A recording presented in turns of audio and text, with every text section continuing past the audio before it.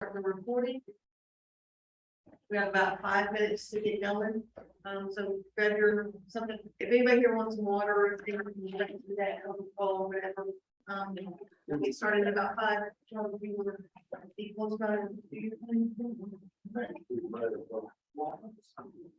Yes. Oh, yeah, I'm just gonna follow. We're all.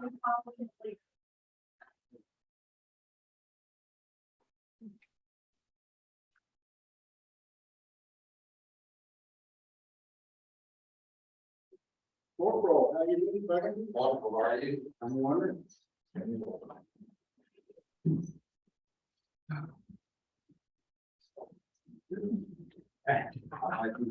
So I think that they're right. Recording in progress.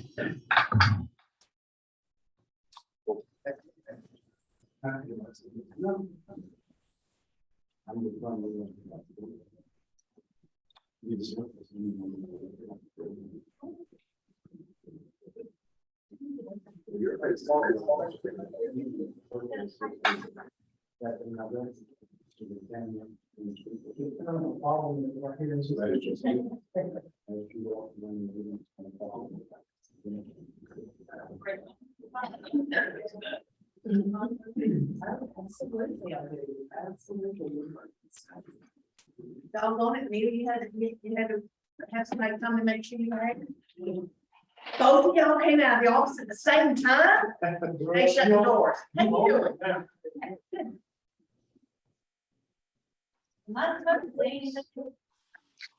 Hi. No. Yes.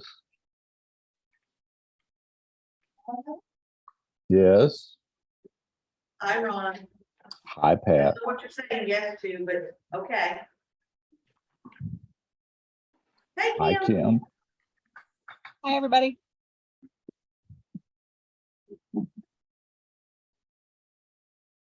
Hey, Miss Fancy.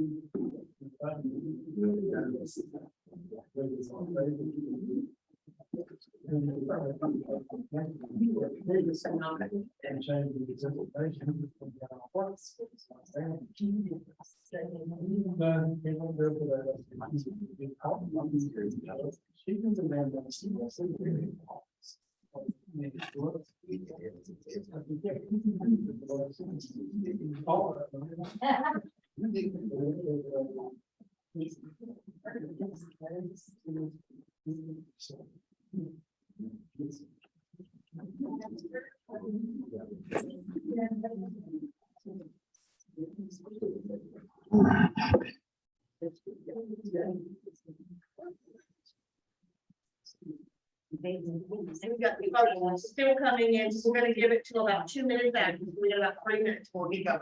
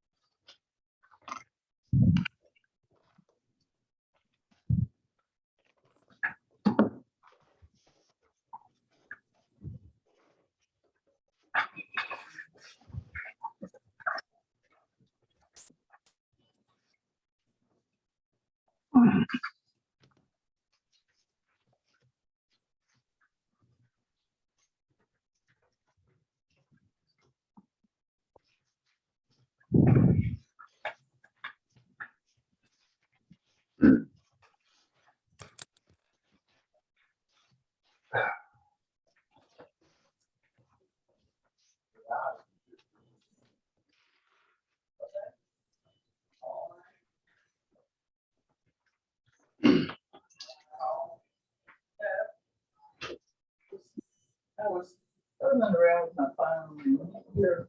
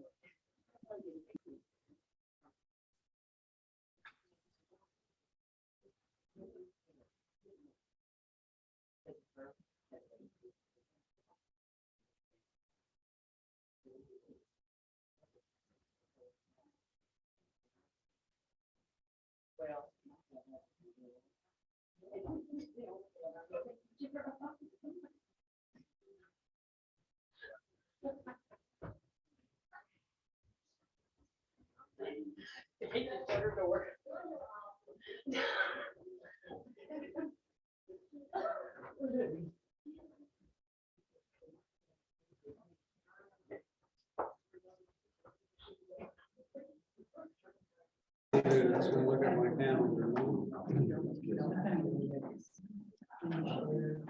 I got.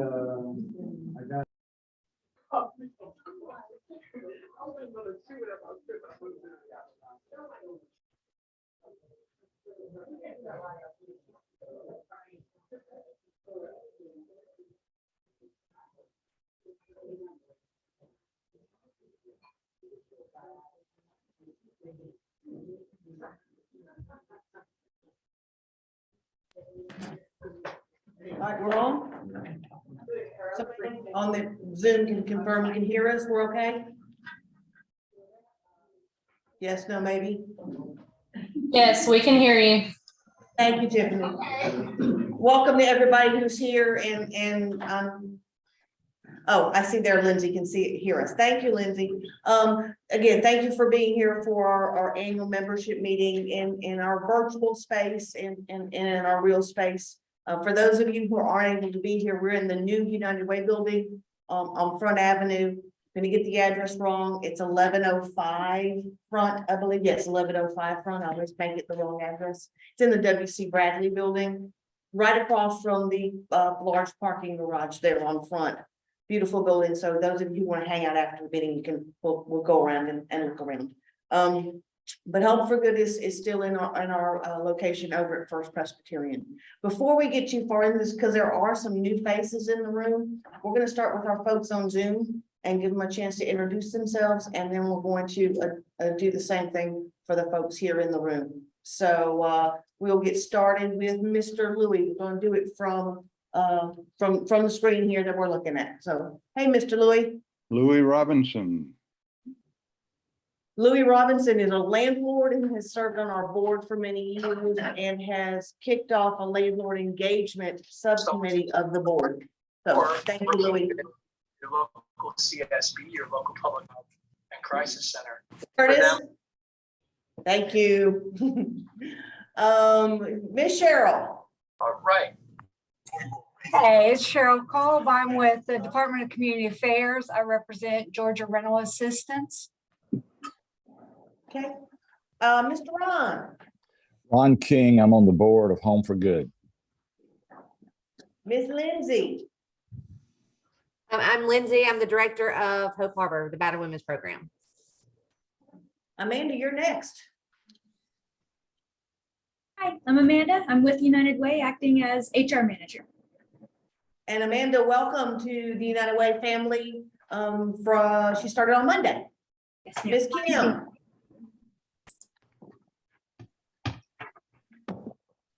Miss Kim. Oh, sorry. This is Kim Jenkins. I'm the executive director at Open Door Community House. And I knew I would get the address wrong for the building here. It's 10:05 and not 11:05. See, I knew I would get it wrong. Miss Valerie. Okay, maybe Valerie had to step away. Hey, Liz, you want to introduce yourself?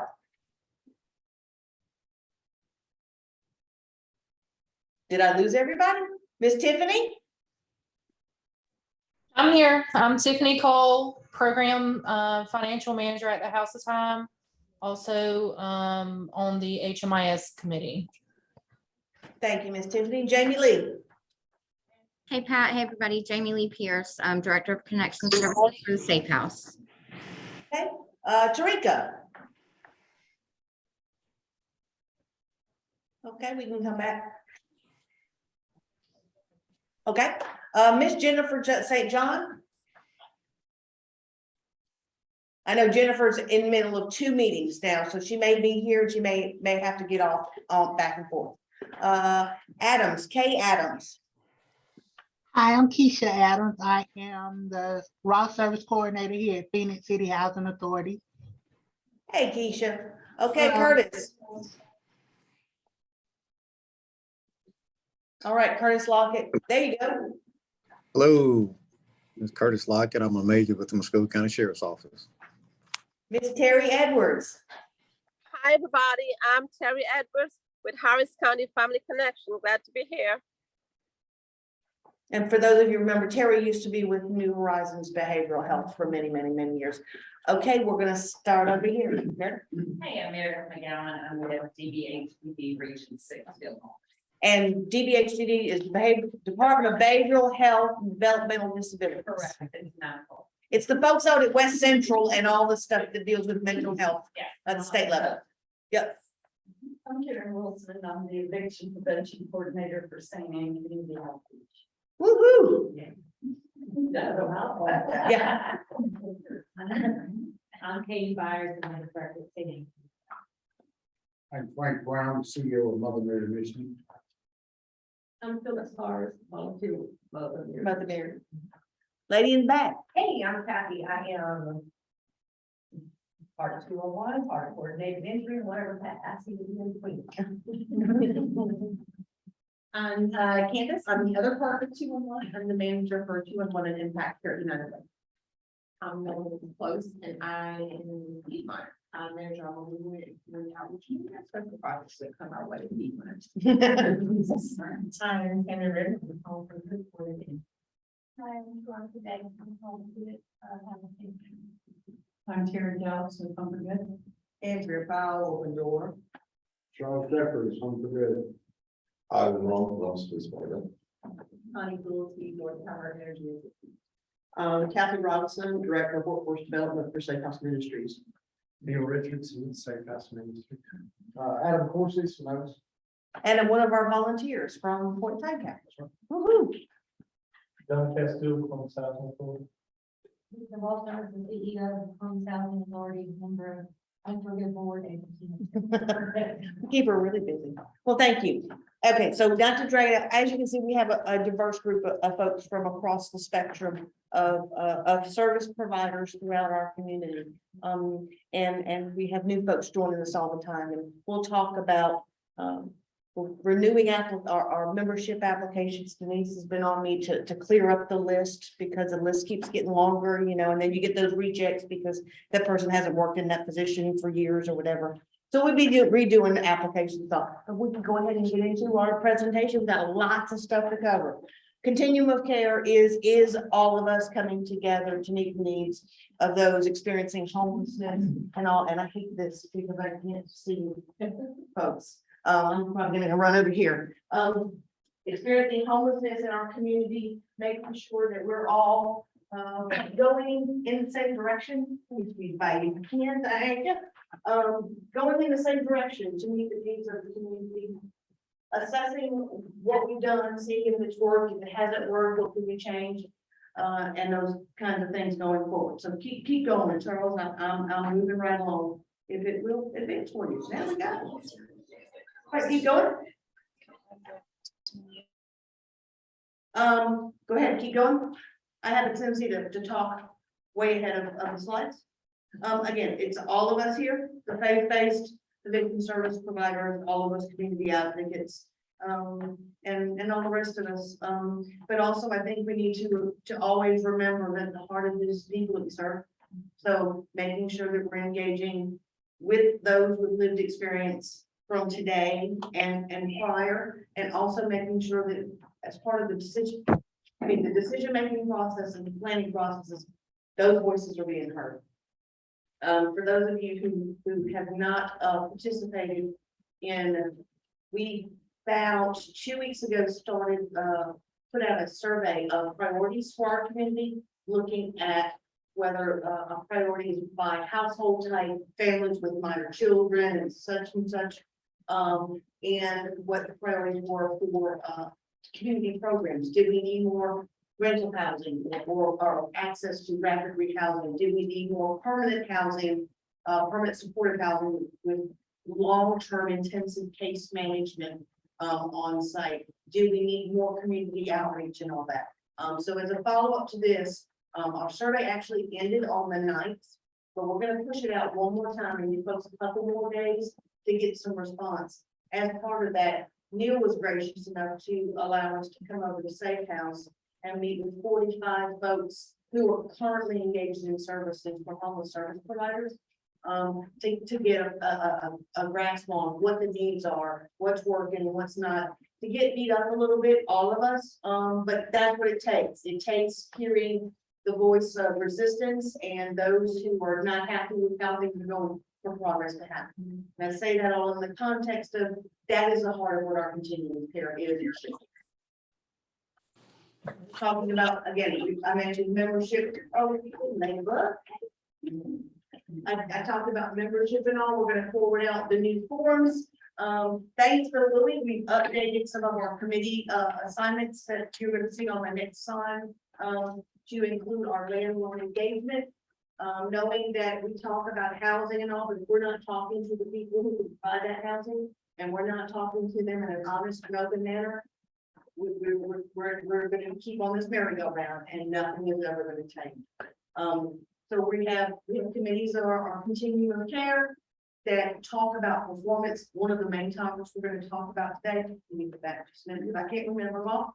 We're going to talk about performance. We're going to talk about a little bit about our continuum of care application. That's the federal funding grant that we're actually in the middle of now, and we'll talk a little bit more about that in a bit. There are some folks who are not here on our webinar today because HUD in its infinite wisdom announced 2 days ago that they were having this webinar for our funding, and folks needed to be there. Of course, this meeting has been set for 6 months.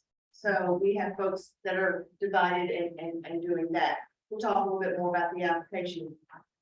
Our outreach committee is very similar to what Meredith is going to talk about, some things that are coming to town, going out of the community, It's part of following up on the folks we encountered at point in time count. It's, going to under the bridge, it's, going into those encampments.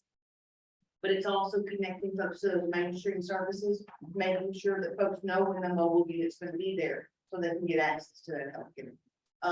Coordinated entry, that's what Tammy and Kathy were talking about, which starts with 211, making sure that everyone has fair and equitable access to the system. Our point in time count, of course, which is done in January, February, every year to assess the numbers of those experiencing homelessness in our community, and I've already touched on landlord engagement. So Meredith, it's all yours now. Again, Meredith McGowan with DBHD. Hey, everybody, Pat has been gracious enough to let me go first. But, so a CAP conference is an annual conference, being held here in Columbus. It has not been held since 2018, I believe. And if you're not familiar with PAP or PAP teams or the PAP conference, PAP stands for Projects for Assistance in Transition from Homelessness. So it is part of SAMHSA and a division, or it works also with DBHDD. It is a national organization, the PAP. It's grant funded through SAMHSA, as I mentioned. Here in Georgia, the larger cities have PAP teams.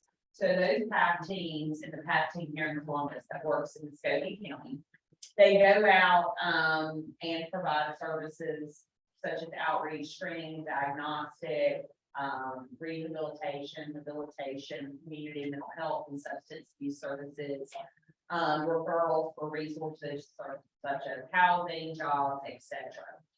So saying that to say what this conference, and those dates are wrong, we had to push it back a day. The conference is actually going to be October the 25th through the 27th. The 27th will be a half day. Conference is going to be held, and I have some of the logistics before I talk about everything else. It's going to be at the DoubleTree, Hilton City Mountain Boulevard.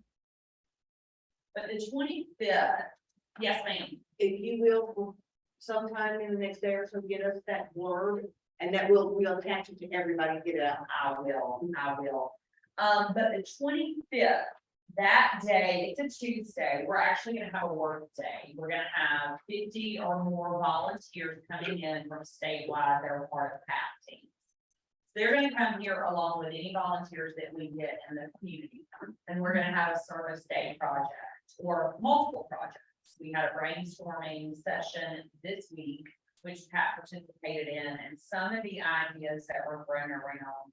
And we can certainly break into more than one group of 50, but some of the ideas are what Pat just mentioned, the scouting, going out to the encampments, various areas throughout the city that have large concentration of homeless, possibly having the mobile units for the diagnostic and treatment assessments. So taking the services and the resources to the individuals.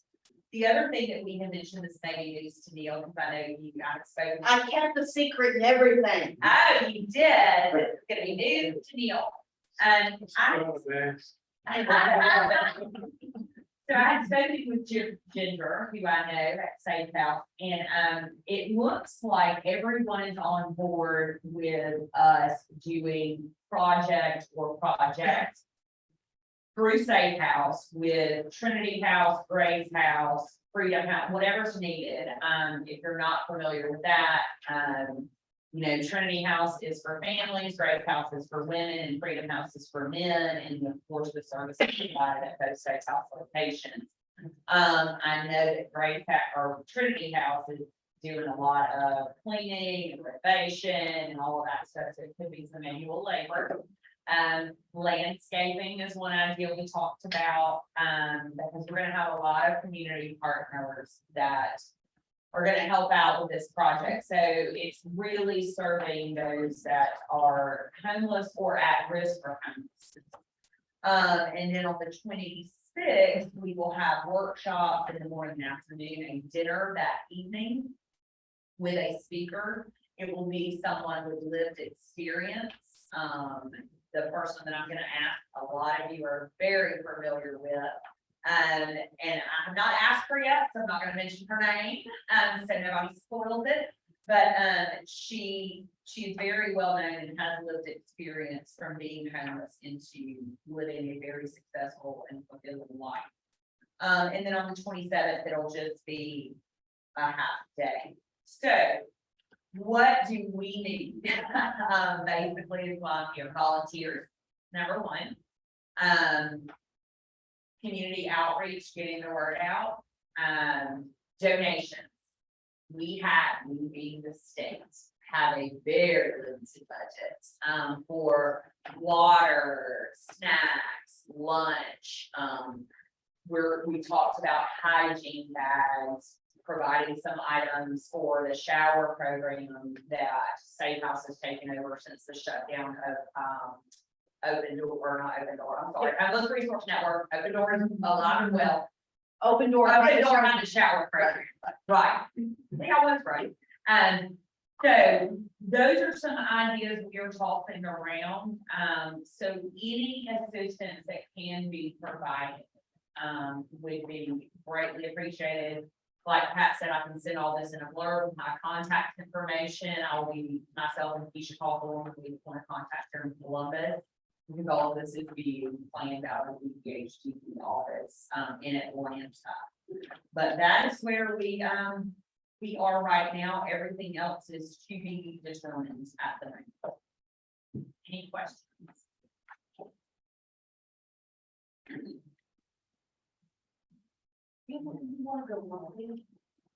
Thank you, Meredith.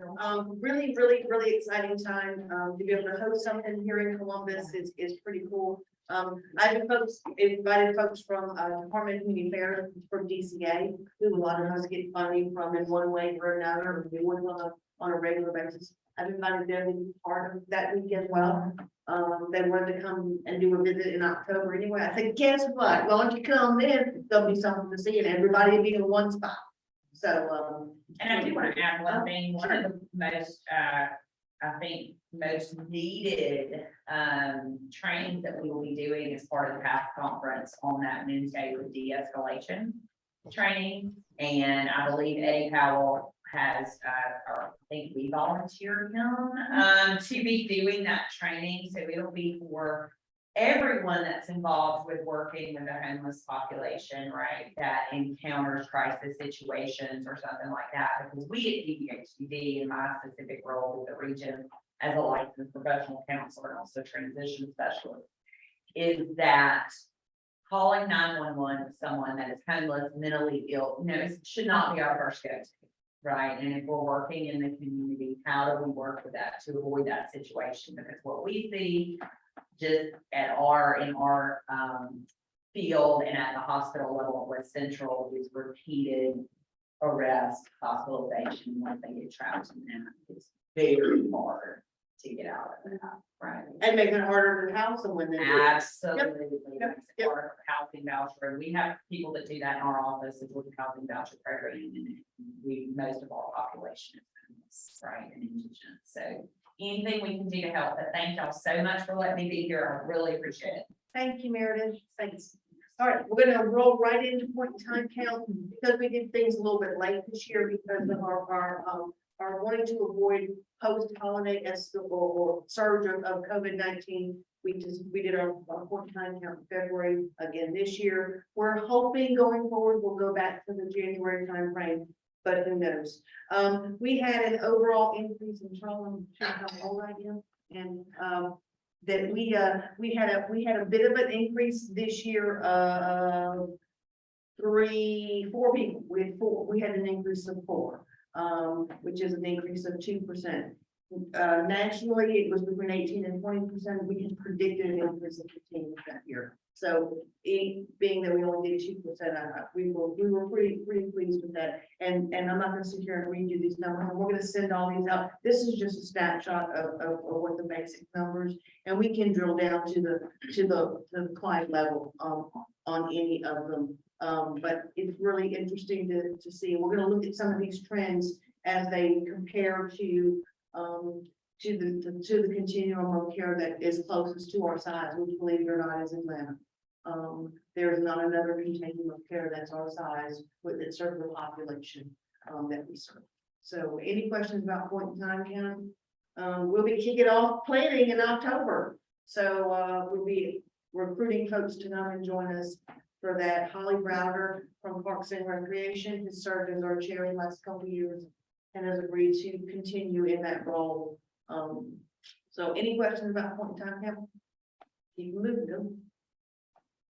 Oh, and there was a further breakdown of the sheltered versus the unsheltered and the males and females in each of those. So we'll send that over. The one good thing, go ahead, Chunk. The one good thing we did notice this year is that the trend of families with children has remained steady versus going up. It had been on the rise for 5 years, which is a testament to the work that the folks in here who do prevention.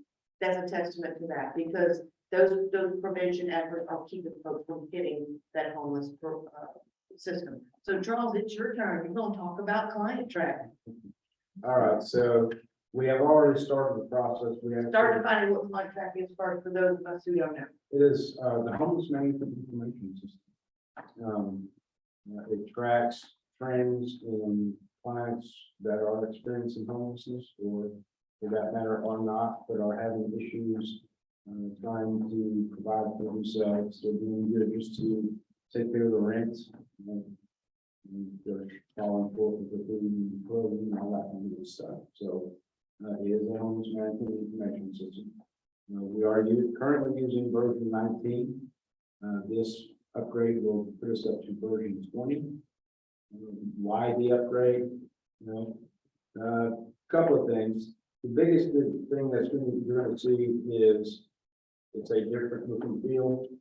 It is more intuitive, more user friendly.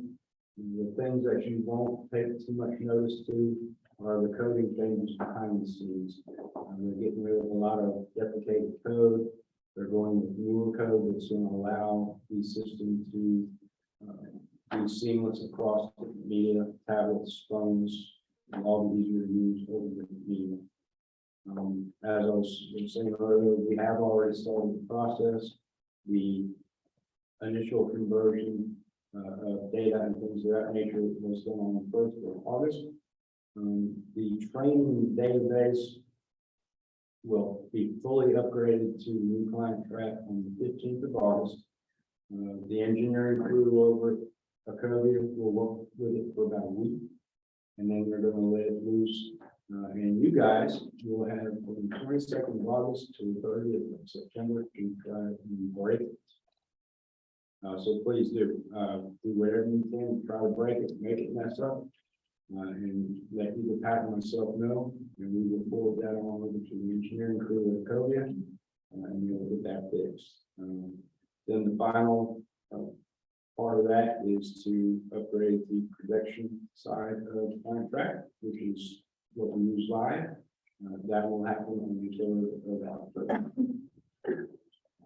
That's that. Like Charles mentioned, that having this HMIS, our Homeless Management Information System, our database, having to be able to be used in the field and not just at a desk, opens up the opportunities to serve folks in the encampments in real time, make those referrals. So we have that one-stop shop to that person. It's not come over here, they go talk to this person, they call this one and wait for that one to call you back. But also when we have folks on the mobile unit and the like, we could be servicing them there too. So it's more user friendly in the field and in the real world that we're working in now. And also because guess what? We all may be working from here, there, or the other, work from wherever. It's easier. Huge. While we're doing this, if everybody who's on Zoom will please put your name and organization in the chat box, just to make sure we don't miss anybody in the attendance. All right, we're going to briefly go over some of those geeky things that get some of us really excited. If you're a data person, This is talking about performance. This is how do we perform as compared, like I said, to, I've told this for hours, saying, do we look at national averages? Do we look at state averages? Do we look at a particular continuum of care? Well, there were not statistics for, like, for instance, lifetime homeless and a few others on a statewide basis and all, because it varied so much. So we went and decided to go ahead and go with those who were closest to us. And again, the COC closest to us in size in Atlanta. All the others are about half our size. So the first thing looking at is just the trends when it comes to point in time count. All of these, Columbus will be on the right-hand side or on the top. So it's Columbus versus whomever. Okay, so if you'll look here, we had a blip.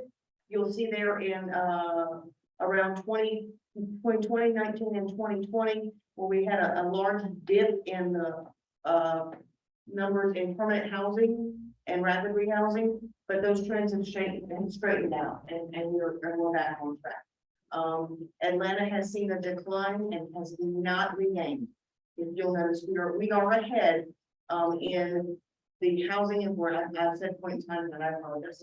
In the number of housing availability in our community than we were when we started calculating this in 2016.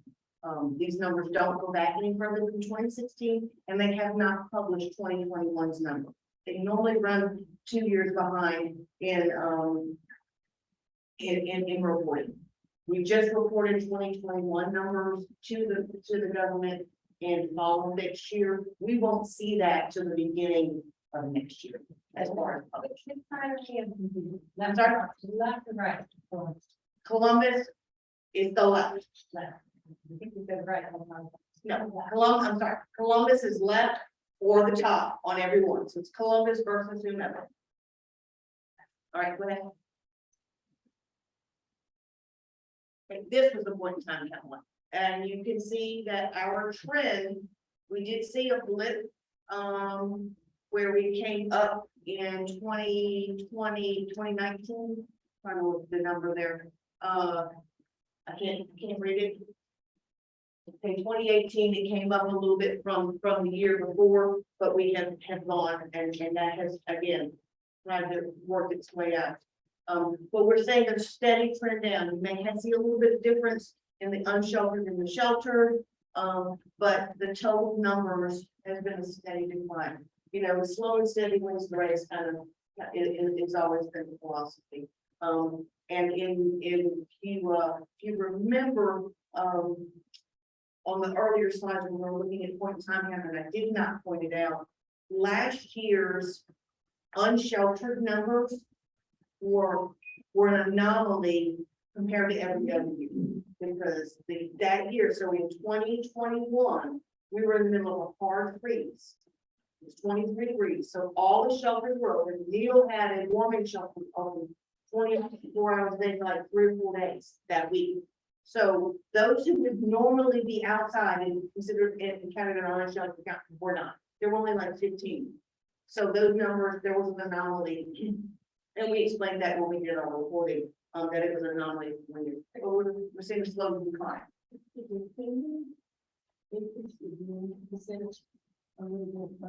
Sure, blow it up some, yeah.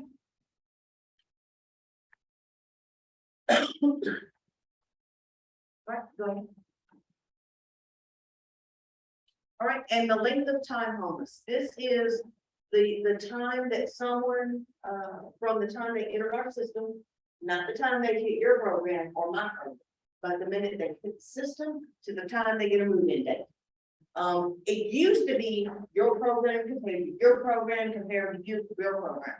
And that's what we ended up with my client, your client, and we weren't working together across the board to meet the needs of the clients. So one of the biggest things that we did, I say we did as providers, was to look at it in a holistic, systematic way. We're looking at it from a systems perspective and the length of time that it takes someone to get housed. And it's broken down by those who enter through emergency shelter and transitional, or those who those who come in from just emergency shelters. You wanted to have it. There we go. And then the returns to homelessness again. One of those things that we want to do is we want to do a good job on the front end and the first time, so we don't have those revolving doors. Building those relationships, building those collaborations between all of us to make sure we're meeting the needs.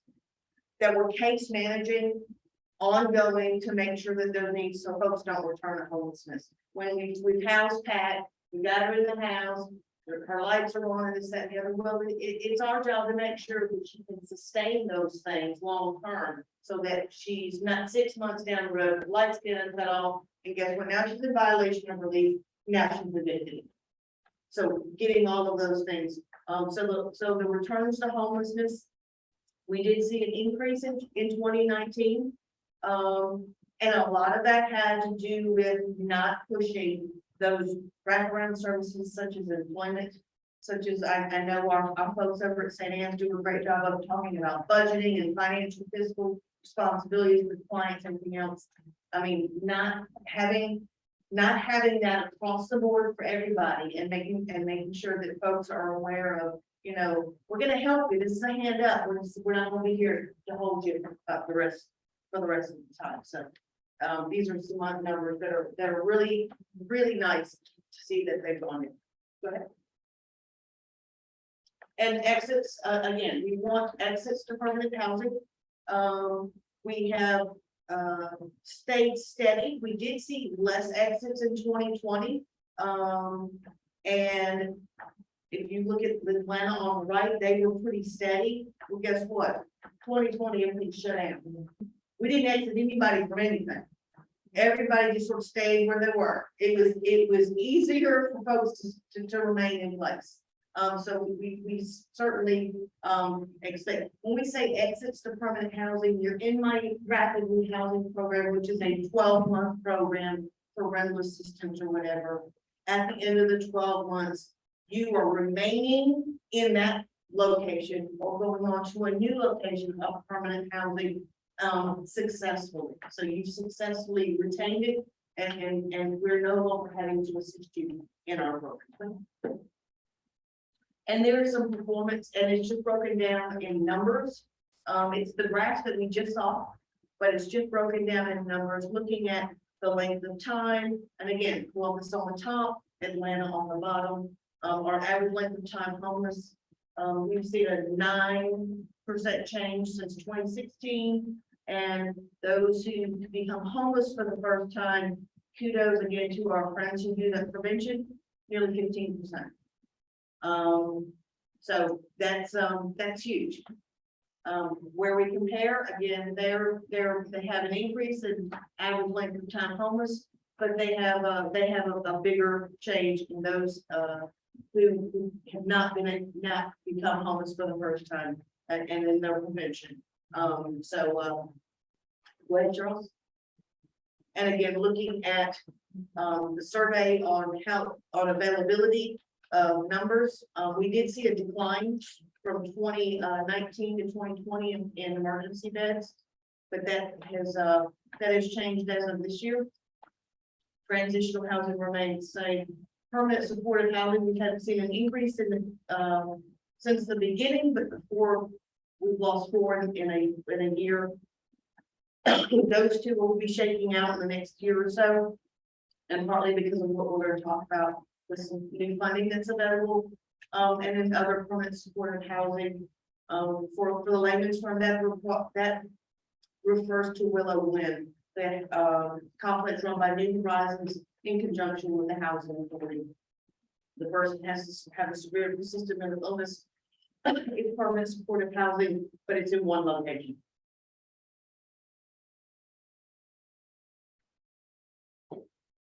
Okay. Okay, no, we'd be there. Take that back down a little bit. So I've mentioned a couple of times here that we're about to get into some funding opportunities. Well, our wonderful Department of Housing and Urban Development decided to throw at us 2 funding opportunities at the same time. And we don't even have all of the applications or the directions for some of them that are due in less than 3 weeks. So it's a great time to have by all. This first one here is as our annual renewal. Can you expand that a little bit, Chelsea? There we go, like right there. Okay, this is our annual renewal application for our federal funding through Department of Housing and Urban Development. It funds permanent supportive housing, rapid rehousing, HMIS, and some CRC planning are the eligible activities in this grant. We don't anticipate a whole lot of differences in last year's application than this year's. But again, like I said, the workshop that talks about that is going on like as of 10 minutes ago.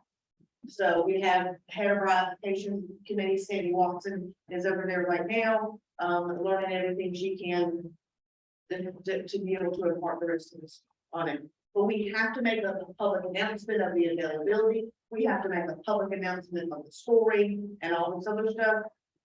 So we're biting the bullet. We got to get it done because the application was announced, not available, but was announced August the 1st. With a September 30th deadline. And not to get into all the minutia of it, but it is due to HUD on the 30th of September. That means our community project applications, your agency, your agency, your agency, those are due 30 days before the HUD submission. So those are due August 30th. We don't even have applications yet. Yes, we're sweating bullets. Some of us are really sweating bullets. Yeah. So we have got to make the announcement with what we have. We have the notice, it's 103 pages of directions that explain some things. We're doing the best we can and asking everybody else what they think. And we're charging ahead to get folks started because we have to do these public meetings and these public announcements. All that said, next Tuesday from 1 to 3, we will be rolling out what scoring is going to look like and the eligible projects. There are a few things in here. We're talking about expansion projects. So if you had a rapid rehousing project that had 30 and you wanted, instead of creating a new project, you just wanted to expand that. There's some ways to do that this year. In the past, it had to be a totally new project. There's some ways to expand it. Domestic violence bonus projects, again, are up for grabs for permanent housing in this in the regular annual renewal application. Go ahead, Charles. And at the same time, just 2 weeks before that, they announced the supplemental funding opportunity, which is specifically focused on the unsheltered homes. Now, these applications are out there. They are available. This is due October the 19th, which means community projects are due into the local office, us, on September the 19th. That way they can be scored, everybody can notify if they're approved or included. If they need to change something, if something's missing, and all those other things. The things that are available are right here on the screen. Is permanent supportive housing. I'm sorry, I left off here. Rapid rehousing is also included in here. Any kind of housing, rental assistance kind of thing is available. Supportive services outreach. And those kinds of things, community case management, those services are available in this. It's never happened in years that these would be funded opportunities. So of course, we're jumping on this. And of course, our homeless management information system, because when we're expanding and we're taking it to the street with the new database, that can be out here in the street, we're gonna need more licenses, we're gonna need more, all those other things.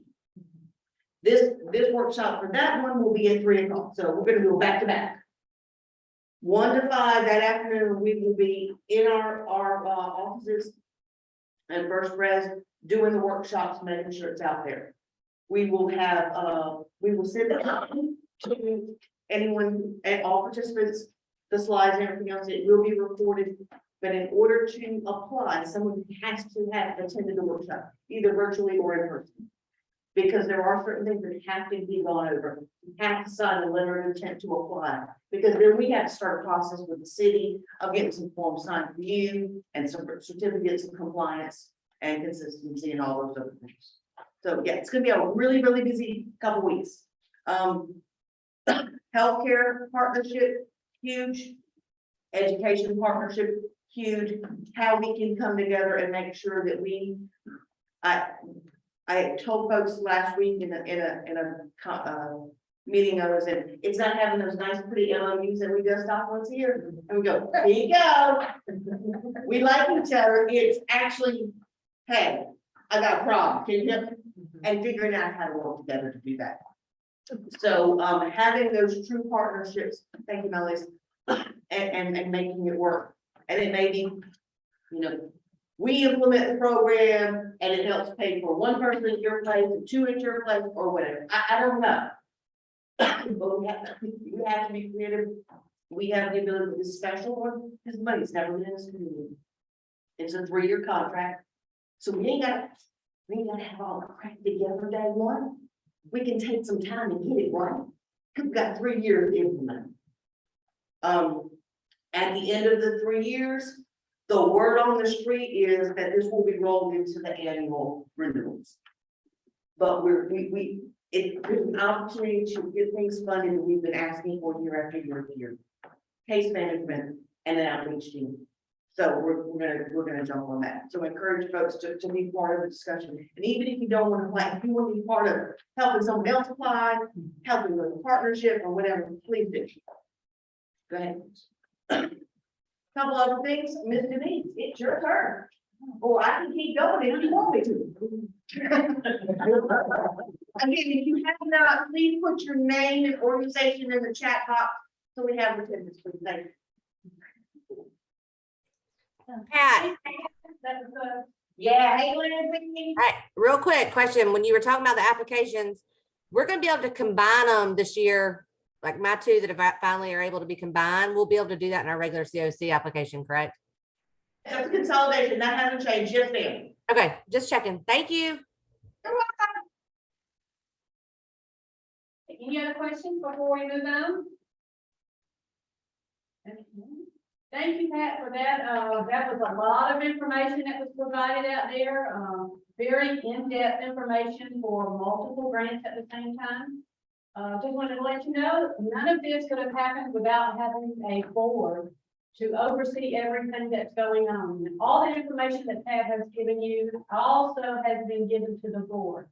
And that's what we have here today. Sorry, I'm blocking your view. You're fine. But we want to let you know who our board members are. So you'll know who is making those decisions for our community. Right here, we have board members, Jennifer Loman from Kitty City, Mr. Curtis Lockett from law enforcement, Mr. Rob Scott from City of Columbus, Community Reinvestment Department, Lynn Sanders from the Phoenix City Housing Authority, Gloria Rogers from our faith community, Louis Robinson, who is a private landlord, Delia B is from the Veterans Administration, Lisa Walters is from our Housing Authority of Columbus, Georgia as well. Marcelina Remington, Feeding the Valley, Glenda Challenger from Goodwill, Lisa Patrick from the Russell County School District, and Ms. Pat Bright from Home for Good. As you can see, some of the highlighted areas, those we have over here, some of the dates that the terms do expire. The highlighted areas are vacant. Those would be vacant. And up here, it does have the terms that are expiring. So 2022, if that is the year by that person's name, it does expire. We have also some of them that do wish to continue to serve. They do let us know that they do want to continue to serve. I think we need the next slide. I can, okay. Thinking that's nominations up top. I can't see it very well, but it looks like our nomination, returning. Ms. Loveland would like to return. Mr. Lockett is returning. Then the Avidi is returning, and so is Margelina. We have a new nominee for our Housing Authority of Columbus, that's Carla Gugman, and another new nominee from Synovus, that's Tiffany McDaniel, and Dr. Kelly Nelson from the Muskogee County School District is also a new nominee, and Kristen Barber from the Better Works of Columbus is also a new nominee for this year. And those are our nominees for our board this year. So we wanted to let you know who is there, who is representing your community. And as you also know, that these terms will expire as well, so it is a rotating thing we have. That gives everybody an opportunity to, come on and join as well. So if you are interested, you know, in becoming a board member, in, helping out with some of these decisions in the community and representing, you know, specific areas in the community, please feel free to start coming into our meetings and let it be known to Pat and of course our board members to know that you want to be a part of this. And we welcome you for our next vacancy that comes up. You know, you also could be here as a nominee. Do I have any questions about the information on board members? Do I have any questions from our Zoom audience about the board members? Okay, well, we're going to accept our new nominees as coming on to the board, and we do appreciate everyone for putting their input in and making this happen for us this year. Okay, Pat, back to you. Okay, just some resources of things that we covered today. I would like to take and give folks the facts straight from the proverbial horse's mouth. These are the announcements that came out from the Department of Housing and Urban Development on the annual funding and the supplemental funding. You have insomnia tonight. Each one of them is about 103 pages. You're about 40 pages in, you'll start nodding, trust me. There are in the supplement, there are some new programs. I say new.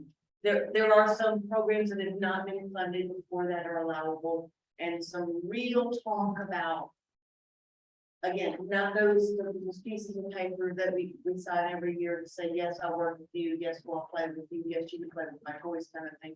But really asking about how you partner, what's been successful, what hasn't, and making sure that we all understand that we're gonna have to show some data that supports that.